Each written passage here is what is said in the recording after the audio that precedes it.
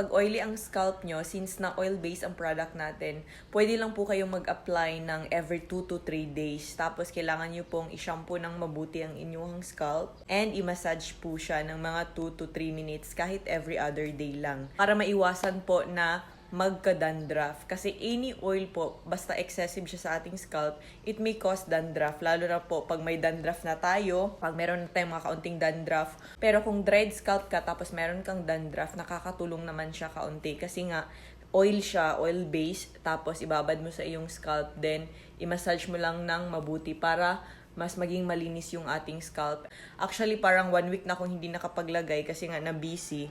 Pero tingnan nyo, may mga tumutubo pa rin siya. Patuloy na nag-grow yung mga baby hairs. So, sa mga nag-hair fall dyan, consistent lang kayo for 2 to 3 weeks, guys. Kung medyo sensitive kayo sa oil, maglagay lang kayo every 3 days or every 2 days. Babad nyo lang ng matagal.